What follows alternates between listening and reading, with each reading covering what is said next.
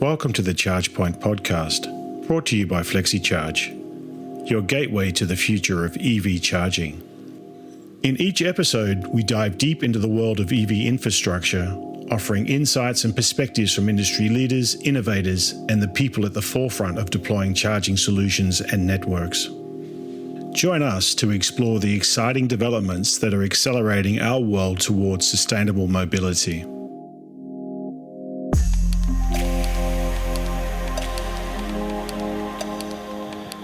Welcome to a groundbreaking episode of our podcast. This time, we're not just talking innovation, we are living it.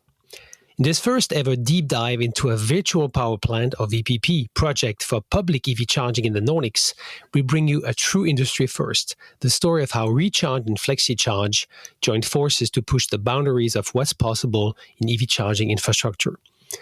Together, these two trailblazers have launched a live operational VPP that integrates high-power public DC chargers into the grid as flexible energy assets, opening up new revenue streams, boosting grid stability, and showing how CPOs can play a much bigger role in the energy system. Joining us to unpack the full story, we have first Ludwig Hägglund, Energy Market Lead at Recharge, one of the largest CPOs in the Nordics, operating more than 4,500 public charging points across Norway, Sweden, Finland, and Denmark, including a significant number of high-power charging hubs. And Nicola Miori, Product Management Lead at Flexecharge. In this episode, we'll cover first how the project came to life, from an initial conversation at the Nordic Summit to full deployment. 2, why it matters. As grid constraints tighten and energy prices rise, CPOs operating high-power sites need smarter ways to manage demand and participate in energy markets. 3, how it works, what a VPP actually is in the context of public DC charging, and how Flexecharge's platform enables reliable grid services without compromising the driver experience. 4, the commercial opportunity, turning infrastructure into flexible assets that generate value beyond just selling kilowatt hours. And 5, key learnings from regulation to tech stack alignment. Hear what it really takes to go from concept to execution in this emerging space. So whether you are a CPO, an energy system thinker, or just curious about how EV infrastructure can become an active part of the clean energy transition, this episode is for you. Let's plug in and power up. The first VPP for public fast charging in the Nordics is here and is just the beginning. All right, let's get started with today's super exciting episode, which I've been looking forward to for a very long time, about this first ever virtual power plant project for public EV charging in the Nordics. Today on the show, I have two guests at the same time, which actually is also a premiere. I have Ludwig from Recharge. Welcome, Ludwig. Thank you. And I have Nicola, my colleague from Flexecharge, product management lead. Welcome, Nicola. So today we'll cover the origin of this collaboration, of this amazing project, how the technology works, the lessons learned, and so on, right? So but before we dive into the hard topic, Ludwig, can you please tell us a bit about your origin story that led you to the position where you are today? So my origin story is, I've been in the energy field my whole career. Starting off as a consultant, was very focused on grid questions. So I worked a lot with DSOs, a lot of regulations, and everything from grid tariffs to finances. Somehow that led me into EV charging, and that was also my step out of being a consultant.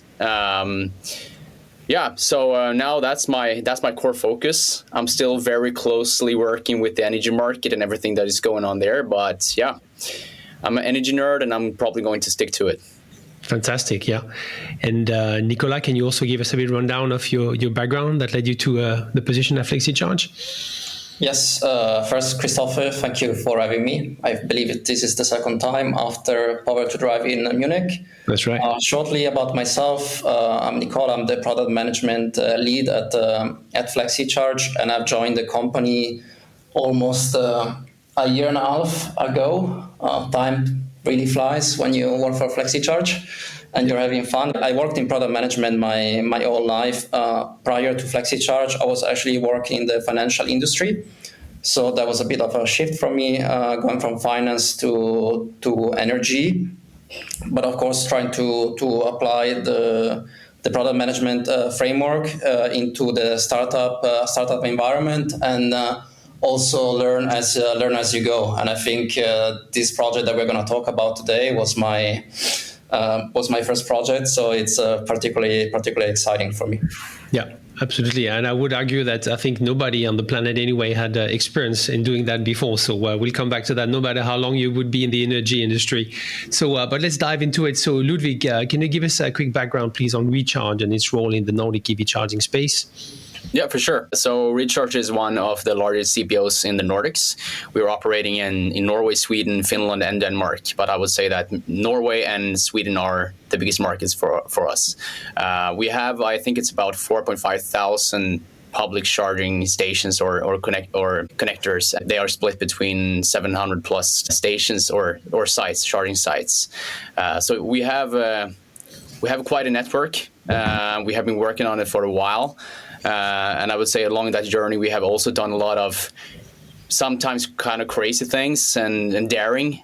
We've done everything from induction charging to, some very, like this, for instance. So we have always been quite daring in the way we are developing our business.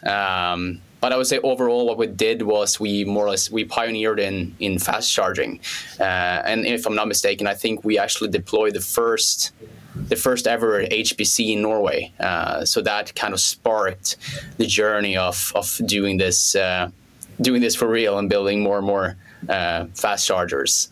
So I guess that it's always been in Recharge's blood to be in the forefront of the industry and trying out new things. So That makes sense. Yeah. So in that spirit, so why did you decide to explore virtual power plants for charging network? It's a valid question, right? I think it was back in 2023. We didn't really pivot, but we came to an understanding that being the large consumer as we are, you couldn't simply only be a strain on the system. I think we kind of easily concluded that we need to take a bigger part of this. We need to be more integrated part of the system. So we started to go head first into that, trying to understand where we could start. And I guess that mainly left us with two core initiatives to start with, and one was deploying BESS, and the other one was to build a VPP. And I guess the basis for that was that we wanted to do something more with what we already had. And given the fact that we had one of the biggest HPC networks in the Nordics, it was a low-hanging fruit. But back then I don't think we expected the complexity that would come with it. But I guess that's where we started. And to add to that also, I think that the fact that the Nordic scene for ancillary services was kind of blooming back then, it was also quite easy to go in that direction instead of going in another direction. So it was for sure colored by the boom in ancillary services. Sure. All right. Yeah, definitely shows your appetite for pioneering new stuff. Yeah. Interesting, yeah. And if we look from the other side, so Nicola, from the Flexecharge perspective, so how did the collaboration start? Where did the first discussions with Recharge happen? Yeah, how did it get started? I think the first contact was made back in 2023, as Ludwig said, at the Nordic EV Summit in Oslo. But then the project became more concrete in the spring of 2024. Where the need became more tangible for Recharge, and that's where we started. Initially, just between the two companies, and eventually also including our partner in this Fever. So we had a couple of kickoff workshops in April 24, and then we started the project right away. All right, and so if you think back, so was this framed as a challenge to solve, or really an opportunity to capture? How do you see it? How did you present it, Ludwig, to the Flexecharge team? So I guess it was rather an opportunity than a challenge. But then again, it was also, taking it into the bigger picture. It was an easy step to start being this, as I said, more integrated part of the energy system. So the challenge was bigger, but this specific project was more of an opportunity. Clear, yeah. Nicola, how do you remember also the framing of the project? What did you think? It's a good question. I think it really depends to who you ask, right? So I think for like CPOs, as Ludwig said, it's an opportunity that they have to capture. I mean, like just rephrasing what our CEO Max said, right? This is a great opportunity for CPO to transform high-power chargers into flexible assets, right? And by doing so, you open a complete new business model and revenue model for them. From a Flexecharge perspective, as a service provider for us, it was a technical challenge to solve because, as Ludwig said at the beginning, there is quite some complexity to make this work, and that's why we are here in this picture, because not that many companies, probably very little or only Flexecharge at the moment, can do this with high power chargers. Yeah. Okay, but let's dive into it to see. And maybe before we continue, for those who are maybe less familiar, though again, we have also an excellent white paper about a virtual power plant for EV charging, which I recommend everybody to download, to read. But what exactly is a virtual power plant in the context of EV charging? And Nicola, can you refresh us, please? Yes, of course. A virtual power plant in the context of EV charging is nothing else than a digital platform that aggregates and coordinates the flexibility of multiple EV chargers and their connected vehicles and treat them as a unique single large power plant in the electricity system.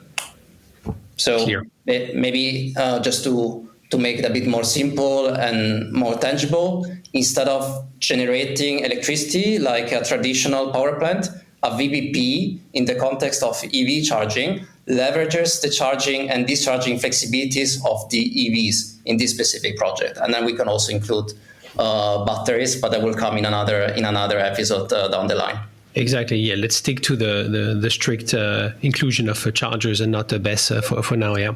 So can you then now explain how a flexibility event works in practice, right? So what happens behind the scenes when the grid operator signals you? Yeah. So in the context of this project and frequency containment reserves, it's not actually the TSO that signals Flexecharge, but is the BSP, the balancing service provider. So maybe we can start by giving a little bit of, introduction to the different roles, because when it comes to auxiliary services and flexibility, it's quite an ecosystem with different parties taking different roles. So what you mentioned, Christophe, the TSO, in the Swedish market, Svenska Kraftnät. I hope I pronounced that correctly, Ludwig, but basically the TSO defines the technical requirements for frequency containment reserves. And they operate the balancing market and they verify compliance. However, they don't provide the actual flexibility. The actual flexibility is provided by the BSP, balancing service provider. In the context of this project, the partner that we chosen was Fever, a startup from the Stockholm scene. And Fever was responsible to activate FCRD app, the product that we decided to qualify, and they were doing that when the frequency will drop below a recommended threshold, right? So the frequency, it's a balance between supply and demand, is usually stable around 50 Hertz. Whenever you have a drop that goes below 50 Hertz, then Fever will measure that grid frequency drop, and then they will perform an activation in an autonomous and immediate manner. So that's something that comes from the VSP and doesn't come from the TSO directly. The last two parties that are also involved in this operation, so to say, are Flexecharge, the technical aggregator. I'm going to explain later more in details what we do. And then the last one is the BRP, the balance responsible party. The BRP, in this case, I think we can say it was Entilios. They manage the energy balance. So they schedule the production consumption versus the actual. They don't measure the frequency directly themselves. That's done, once again, via Fever.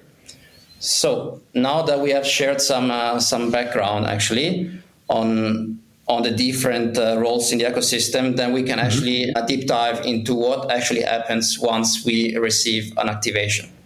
So maybe now we're going into detail, and I'm going to first start explaining a little bit on a high level how the technological stack at Flexecharge works, and also how the integration with our partner Fever is made of, basically. So we have what we call our IP, the VPP logic, in lack of better terminology, that runs in the cloud.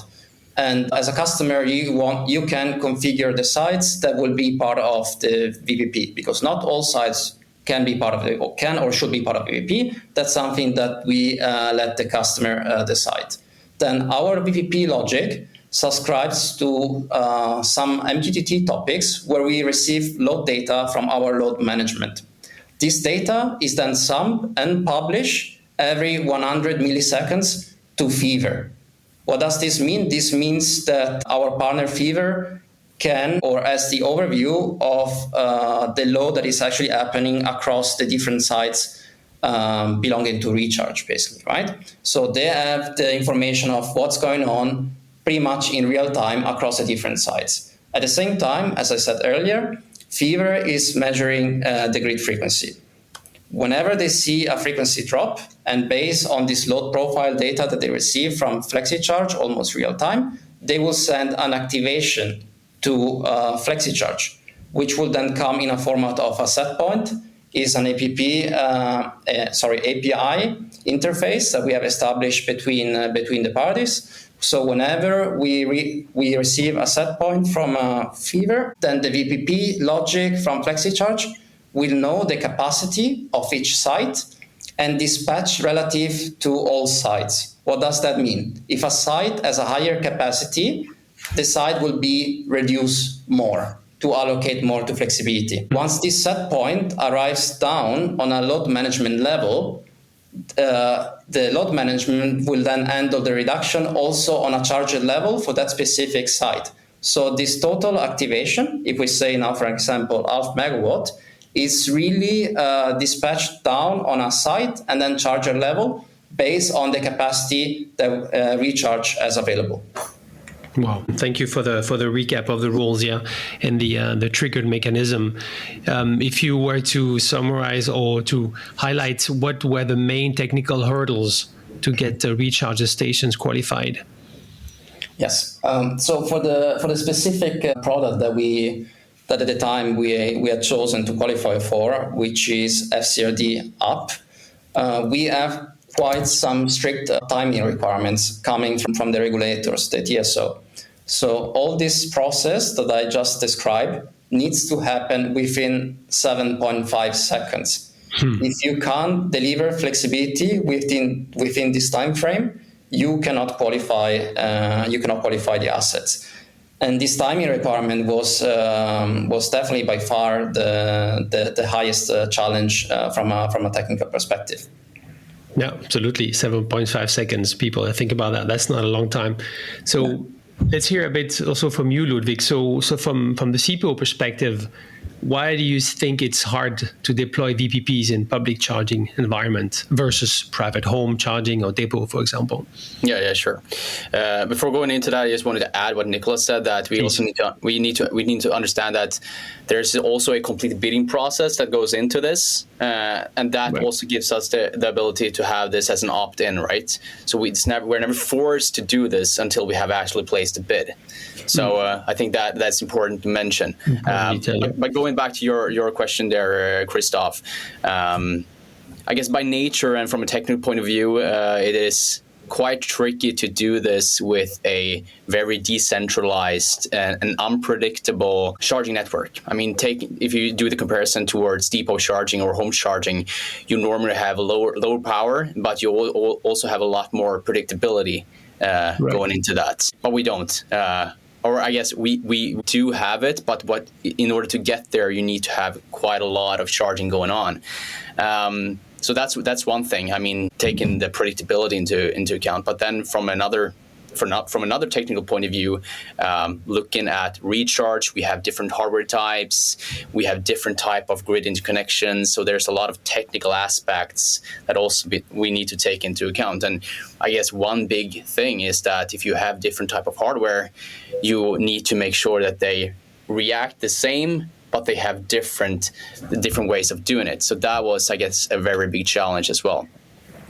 And on top of all of that, on top of all of the technical aspects, we of course have the customer, which is our one key responsibility and one key aspect of, I mean, we are delivering a service that, and we only have a window of 30 minutes tops to make sure that the customer gets a good experience. So everything we put on top of that, we really need to make sure that it has as low of a customer impact as possible, but still delivers this very, as Nicola explained, complex value into a very, very complex service. So I guess to summarize, one thing is all the technical aspects that goes into having this very decentralized hardware-based network, and the other thing on top of that is the customer experience that we value a lot, of course. So it makes it very, very tricky, because but if you just look at it by nature, we have somehow low predictability and also somewhat low control, because we need to really adapt to the charger or to the customers. But somehow we made it happen, right? And I guess one big thing to get to that point is that we have such a large network, and a lot of small decentralized units with high or with low predictability can actually give us high predictability in the end.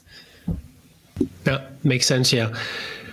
And so, how do you make sure that customers, which are at the center, of course, of your strategy, don't notice anything during activations? Yeah. So I guess we can look at it from two ways. So one thing is that we do really rely on smart charging, which in this case is you guys. So we need to make sure that all logic, as I said before, all logic that is on top of this needs to be truly smart. And we need to make sure that when we are doing activations, they are so small or so, I would say, not maybe unpredictable, but they are so hard to detect by the human eye, more or less. Because, I mean, in general, these type of activations will maybe, at its worst, prolong a session with half a minute to a minute. So it's nothing they will ever notice. And I'd say, and secondly, when we are choosing what service to accommodate or what service to actually opt into, we also maybe need to choose the right type of service that could cope with that. So Nicola mentioned that for this specific project, FCRD was a low-hanging fruit. And that is by itself characterized by short, small activations. So, Makes sense, which are non-disruptive for the experience, Exactly. Absolutely. Thanks. So let's talk about business opportunity and the benefits, right? So, so to you, Ludwig. So, how did you guys see the business opportunity for a CPO like Recharge doing this, right? Why does it sometimes, you could say, make more sense to sell flexibility instead of just selling electricity? Yeah, very valid question. It's not about one or the other. I think it's about developing the right type of products that allows us to do both. We, as a CPO, we're characterized by putting a lot of capacity into the ground. And I guess for us, it makes sense to find solution that allows us to harness more out of that. So, I mean, it's still but it's still about selling electricity, selling charging. Mm-hmm. But there's so much capacity left into the equipment that we already have that we could harness more out of. Yes. So I would say it's always about selling electricity. But in this case, and in all these cases, when we're talking about energy solutions and stuff like this, it's about doing more than that. Yeah, absolutely. Yeah, I think there's a new important buzzword for me, which I also I discussed yesterday with the product lead of Apex Spot. Philippe, we were talking about value stacking, right? It's about value stacking, right? This is what it is about. So, and that's it's a new era for CPO. So how do you see this affecting positive, negative, but hopefully only positive, your competitiveness in the Swedish or Nordic market by doing this kind of project? I would say that the VPP is just a start. And it's a great step in taking more responsibility as a CPO. And as I see it, it's just a springboard for further development. And as I said, I mean, this is our way of showing that we can do this. What you said, service stacking. We can get more value out of our investments. So of course, it's good from the perspective of investments. I mean, we can make more money out of what we have, and in the very end, also make sure that benefits the customer, because we know that there's a war on pricing for charging as well. And there's a reason for that. I mean, it's very, very expensive to build charging equipment. So if you can get more revenue streams into that, you can also make sure that you can reduce the price and give the customer a better experience overall. I would say it's kind of a no-brainer that this is putting us out as a more competitive CPO, for sure. Yeah, and definitely, again, as a brand, especially, I would say it really strengthens also your position as probably the most innovative CPO in the Nordics, right?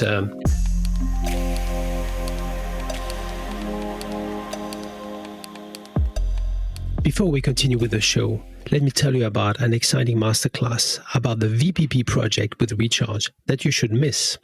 Our own CTO, Robert Brehm, explained how the first ever virtual power plant for public fast charging works, the benefits, the beautiful technology underlying, and how other CPOs can follow.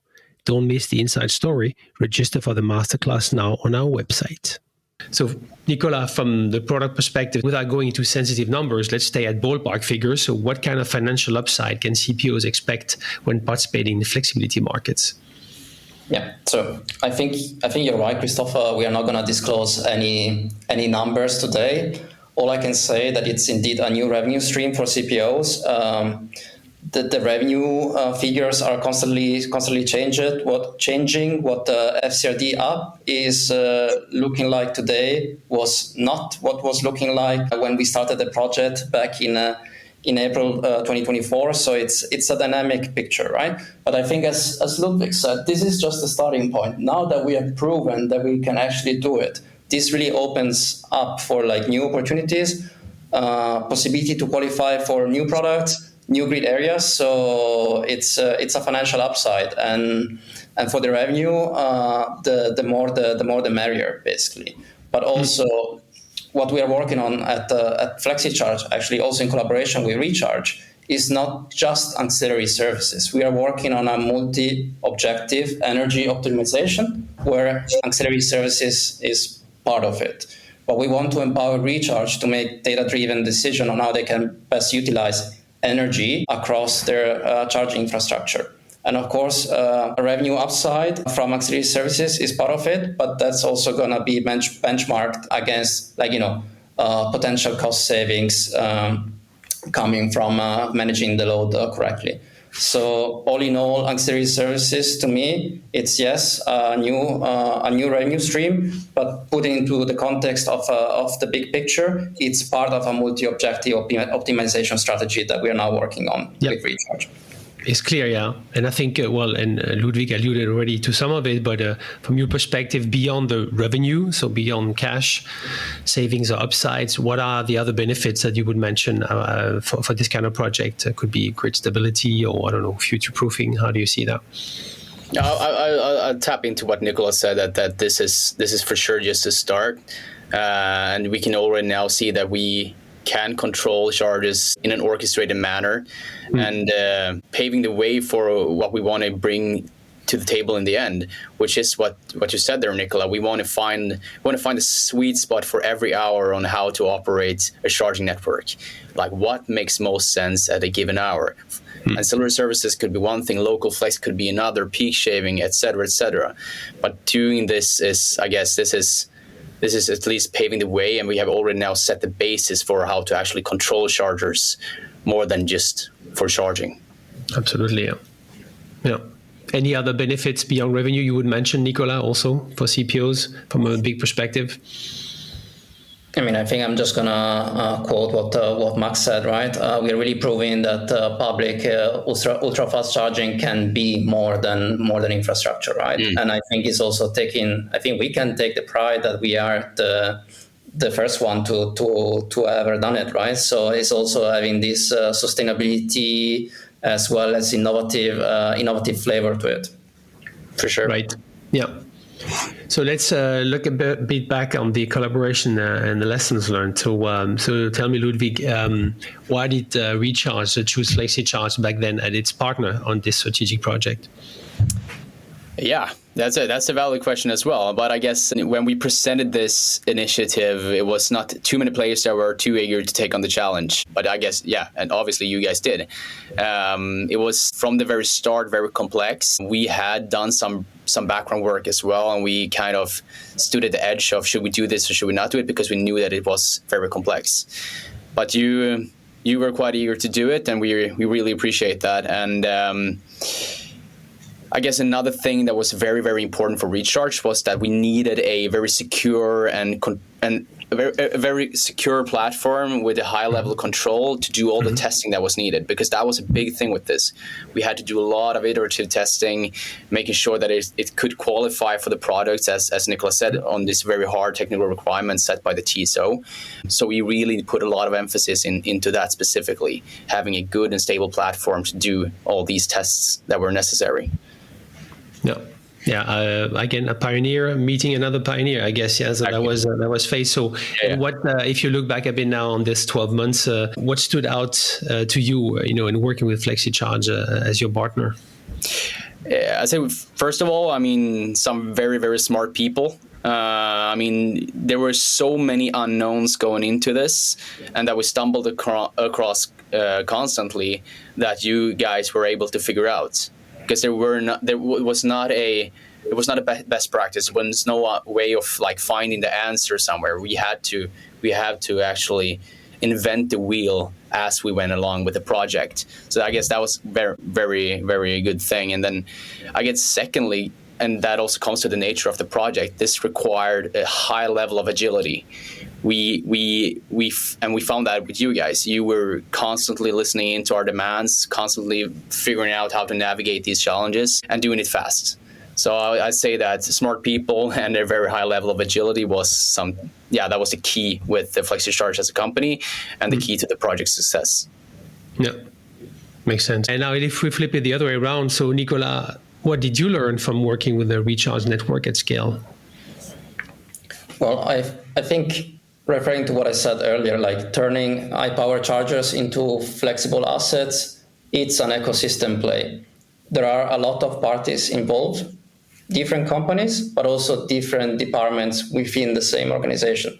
So, for example, if we take our customer Recharge as an example, we are talking to Ludwig, that is responsible for the energy management department, but he was not the only one that needed to be aligned, right? We also have to involve tech, we have to involve customer experience. Of course, we have to bring operations on board. So all in all, it was a lot of alignment across the organizations and within the organization. I think one of the main takeaways for me, and also one of the main reasons why we succeeded in this project, was because we did not operate as individual companies, but we did operate as a single team. And we were all pushing together, even though coming from different backgrounds and different companies, to make this really happen. And that's why we succeeded.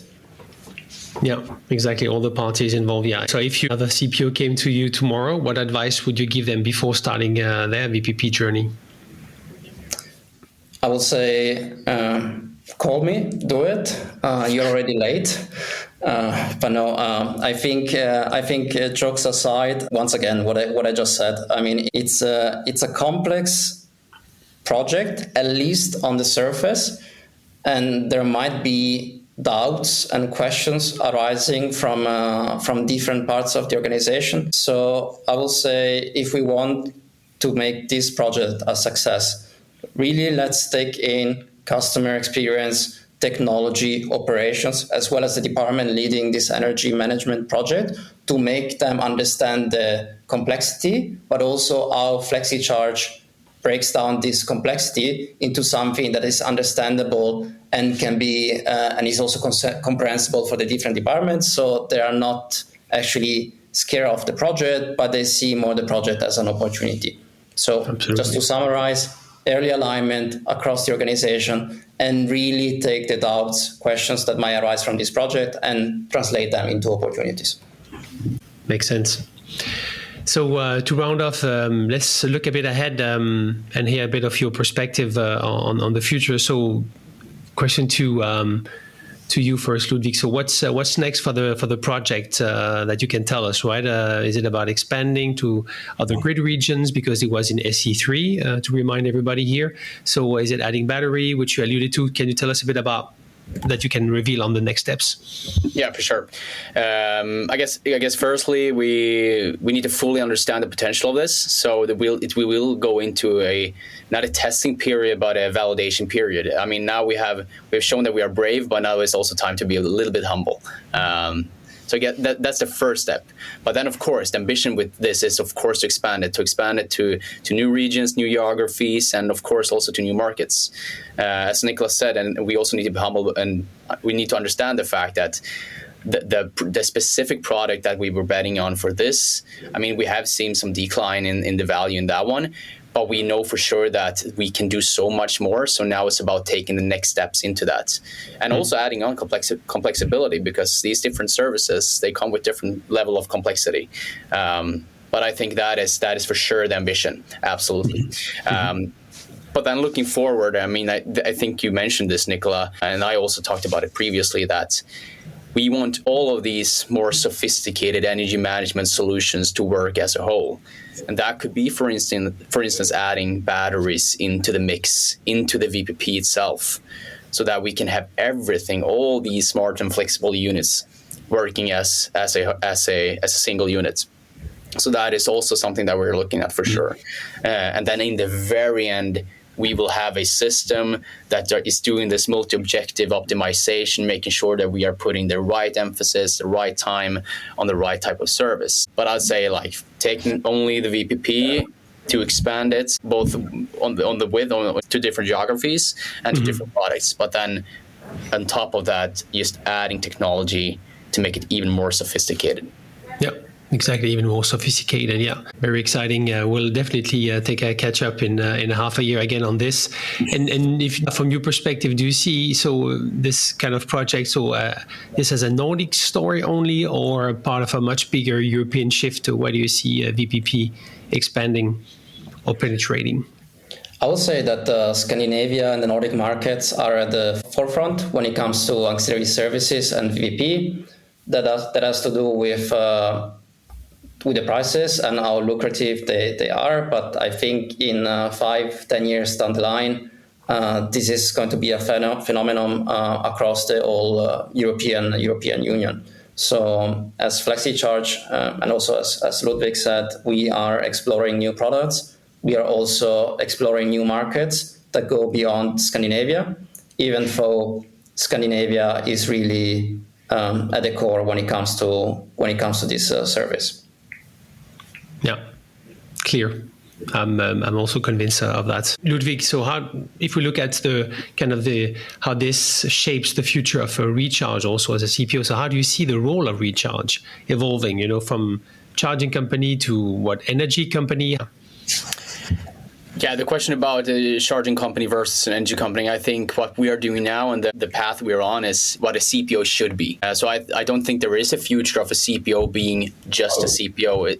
They will for sure have to be a more, as I said, the vision that I had before, a more integrated part of the energy system. I think that's for sure. I mean, everywhere you listen now, you can get a sense that flexibility is the key to the future energy system, right? So not doing these type of things, I think you will just fall behind and will not be able to take part of what is the future energy system. So I think this will for sure be essential in the make it or break it war for CPOs. I mean, we are putting so much money into the ground, so not finding new ways to monetize on that or to bring more value into that, then you will fall behind and you will eventually fall out of the war completely. Absolutely, yeah. Yeah, no, I like that. And thinking that thought all the way, and probably have to rebrand charge point operators to something more sophisticated, more reflecting the role that you guys will play in the ecosystem, right? For sure. So on that future looking note, thank you very much to both of you for taking the time to be in the hot seat of the ChargePoint podcast on this episode to talk about this breakthrough project. Thanks again, Ludwig. Thanks, Nicola, and wishing you a great day. Thank you, Christophe. Likewise. Thank you. That wraps up this groundbreaking episode on the first ever VPP for public EV charging in the Nordics, a true milestone for the EV and energy ecosystem. So what did we learn? Well, first, that CPOs no longer have to be just passive consumers of electricity. This project proves that high-power DC chargers, typically seen as grid stress points, can actually be transformed into active, flexible grid assets, able to support system stability, generate revenue, and still provide a smooth experience for EV drivers. Second, the business case for the VPPs is no longer theoretical.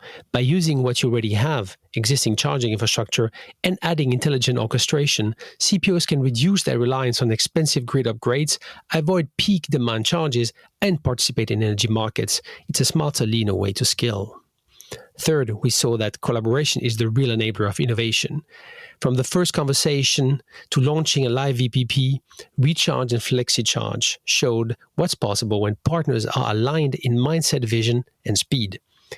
It's a powerful reminder that transformation happens when you stop waiting and start building together. Fourth, and maybe most importantly, we learned that flexibility is emerging as one of the most valuable assets in the EV charging business. As the grid gets more constrained and volatile, the ability to modulate energy use, respond to market signals, and optimize across a portfolio won't be just a technical feature, it will be a competitive advantage. So if you are a CPO thinking about the next step in your energy strategy, this project offers a clear signal. The future isn't just about adding chargers, it's about making them intelligent, integrated, and profitable. A huge thanks to Ludwig from Recharge and Nicola from Flexecharge for sharing their insights and the real story behind the scenes. If you found this episode valuable, please give us a 5-star rating and or leave a comment and a review. It helps more people in the EV and energy space discover the podcast. And don't forget to subscribe and share this episode with your network. I'm Christophe from Flexecharge. Until next time, keep charging smarter.